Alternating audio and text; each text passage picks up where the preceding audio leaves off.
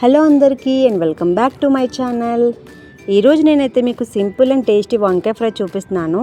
రెగ్యులర్గా చేసే వంకాయ ఫ్రైయే కానీ ఒక చిన్న ఇంగ్రీడియంట్ యాడ్ చేయడం వల్ల దాని టేస్ట్ అయితే మారిపోతుంది.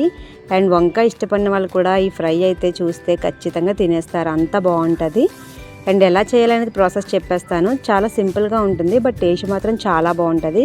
వీడియో అయితే స్కిప్ చేయకుండా చూసేయండి. ఫస్ట్ అయితే మనం మంచి లేత వంకాయలు తీసుకొని వాష్ చేసి పక్కన పెట్టుకోవాలి. ఇక ఒక బౌల్లోనేమో నీళ్ళు తీసుకొని దానిలో రాళ్ళు వేసుకొని నేను చూపిస్తున్నట్టుగా వంకాయలు కట్ చేసి అందులో వేసుకోవాలి. వంకాయలు మరీ సన్నగా కట్ చేయకూడదు, ఎందుకంటే మనం ఫ్రై చేసినప్పుడు ఆల్రెడీ కొంచెం బేగానే మగ్గిపోతాయి కాబట్టి మరీ సన్నగా అయితే పేస్ట్లా అయిపోతుంది అనమాట. సో కొంచెం లావుగానే నేను చూపిస్తున్నట్టుగా మనం కట్ చేసి పెట్టుకోవాలి. అండ్ ఇవి మనం ఈ రాళ్ళు ఉప్పేసి నీటిలో ఉంచడం వల్ల ఏంటంటే దీనిలో ఉన్న పెస్టిసైడ్స్ అన్నీ కూడా పోతాయి అన్నమాట. మనం వేసి ఒక 5 నుంచి 10 నిమిషాలు ఉంచుకుంటే సరిపోతుంది.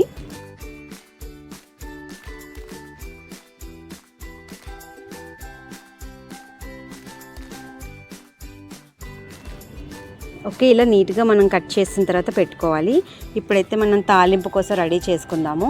నార్మల్గా ఎప్పుడు మనం ఫ్రైలో వేసినట్టుగానే మినప్పప్పు, శనగపప్పు, ఆవాలు, జీలకర్ర, కరివేపాకు సరిపోతాయి. అండ్ దీంతోపాటు మనం వెల్లుల్లి రెబ్బలు కూడా తీసుకోవాలి. వెల్లుల్లి రెబ్బలు మనం తొక్క తీసి కట్ చేసి వేసుకోవడం వల్ల ఫ్రైలో అక్కడక్కడ తగులుతుంటే టేస్ట్ అయితే చాలా బాగా అనిపిస్తుంది. సో ఫస్ట్ అయితే మనం ఈ పోపులు అవి కూడా మనం రెడీగా పెట్టేసుకోవాలి, పోపు దినుసులు. అండ్ ఈ వెల్లుల్లిపాయలు కూడా ఒలిచేసి రెడీగా పెట్టేసుకుందాము. చాలా సింపుల్గా చేసుకోవచ్చు అండ్ టేస్ట్ మాత్రం చాలా బాగుంటుంది. అండ్ వంకాయ ఇష్టపడిన వాళ్ళు కూడా తినేస్తారండి, ప్రామిస్, ఇది మాత్రం డౌట్ లేదు. మీరు ట్రై చేసి మీకు ఎలా అనిపించిందో చెప్పండి.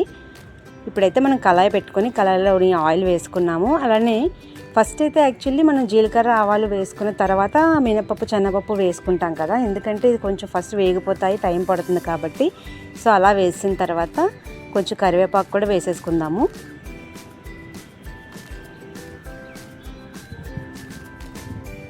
వీటిని కొంచెం వేగనివ్వాలి. వేగిన తర్వాత కరివేపాకు వేసుకుందాము.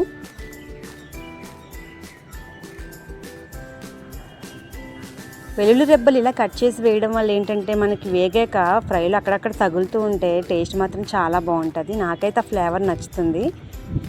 సో కరివేపాకు అండ్ వెల్లుల్లి రెబ్బల ముక్కలు కూడా మనం కట్ చేసి ఇందులో వేసేసుకోవాలి. ఇప్పుడు అయిపోయిన తర్వాత మనం ఆల్రెడీ కట్ చేసి పక్కన పెట్టుకున్నాం కదా వంకాయ ముక్కలు, అవన్నీ కూడా తీసి మనం ఇలా ఒక జార్లో వేసేసుకొని వాటిని ఇప్పుడు మనం ఫ్రై చేసిన పోపు దినుసుల్లో వేసుకోవాలి. నేనైతే కట్ చేసిన ఒక 5 నిమిషాలు ఉంచాను అంతే, మనకి టైం సరిపోతుందనమాట. ఇప్పుడు వీటినైతే మనం తీసి ఆ పోపు దినుసుల్లో వేసేసుకోవాలి. ఏంటి ఇంతవరకు రెగ్యులర్గా అందరూ చేసే ఫ్రైయే కదా, ఇందులో స్పెషల్ ఏముంది అనుకుంటున్నారు కదా.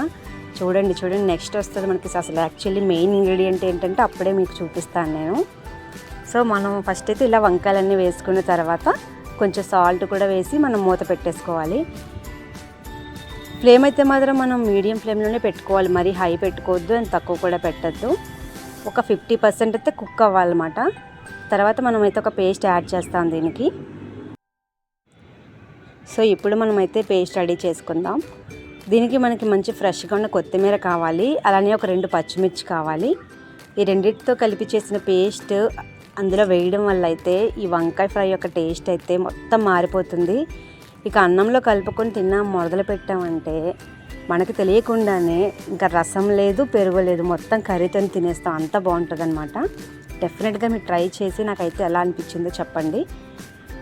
సో నేనైతే ఏం చేస్తానంటే 2 పచ్చిమిర్చి, కొంచెం కొత్తిమీర వేసాను. దీనైతే పేస్ట్ చేసుకొని తీసుకొచ్చాను. ఆల్రెడీ మనకి వంకాయలు అయితే కుక్ అవుతూ ఉంటాయి, మరీ మొత్తం కుక్ అయ్యే వరకు మనం వెయిట్ చేయకూడదు అనమాట. ఒక 50% కుక్ అవ్వగానే మనమైతే ఈ పేస్ట్ అందులో వేసేసుకోవాలి. అప్పుడే వంకాయకు కూడా ఇది బాగా పడుతుందన్నమాట. సో చూసారు ఎలా కుక్ అయిందో. మనకి ఎలానో వంకాయ మగ్గిన తర్వాత దగ్గరికి అయిపోతుంది కదా, అందుకే మరీ సన్నగా కట్ చేసామనుకోండి మరీ కర్రీ ముద్దలాగా పేస్ట్ అయిపోయినట్టు అయిపోతుంది. సో అలా ఉన్నా బాగుండదు కాబట్టి కొంచెం మనం లావుగానే కట్ చేసుకోవాలి ముక్కలు. అండ్ ఇప్పుడు ఇందులో అయితే మనం రెడీ చేసుకున్న ఈ simple and tasty ingredient paste ఉంది కదా, వేసేసుకుందాం.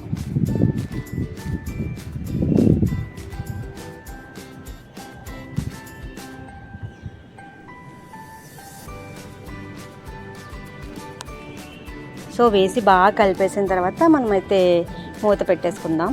ఒక 10 నిమిషాలు అంతే. అదే మనం ఈ సిమ్లో పెట్టేసి లేదంటే మీడియం ఫ్లేమ్లో కూడా పెట్టుకొని మాడిపోకుండా చూసుకోవాలి. మనం ఒక 5 నుంచి 10 నిమిషాలు ఉంచుకుంటే సరిపోతుంది. అంతే, మనం మూత పెట్టి ఒక 5 నుంచి 10 నిమిషాల్లో చూసామంటే మంచి టేస్టీ అయిన ఫ్రై రెడీ అయిపోతుంది. యాక్చువల్లీ కర్రీ అవ్వగానే బౌల్లోకి తీసేసి మేమైతే లంచ్లో కూర్చున్నామన్నమాట. మొత్తం కంప్లీట్ అయిపోయింది. అయ్యో మీకు చూపించడం మర్చిపోయాను కదా, వీడియో తీద్దామని వెళ్ళి చూస్తే చూడండి మొత్తం ఖాళీ అయిపోయింది. మీకు చూపించడానికి కూడా నాకు అవ్వలేదన్నమాట, ఎందుకంటే టేస్ట్ అంత బాగుంది కాబట్టి అందరం మొత్తం ఫినిష్ చేసేసాము. ఖాళీ అయిపోయింది కర్రీ అంతా కూడా. సో మీరు ట్రై చేయండి, డెఫినెట్గా మీది కూడా ఇలానే కర్రీ అంతా కూడా వేసుకొని హ్యాపీగా మనం తినేయచ్చు అనమాట. సో ట్రై చేసి మీకు ఎలా అనిపించిందో చెప్పండి. అండ్ ఇదైతే ఈరోజు వీడియో నచ్చితే లైక్ చేసి షేర్ చేసేయండి. ఛానల్ కూడా సబ్స్క్రైబ్ చేసేసుకోండి. మరిన్ని మంచి మంచి వీడియోస్తో ముందుకు వస్తాను. Bye bye.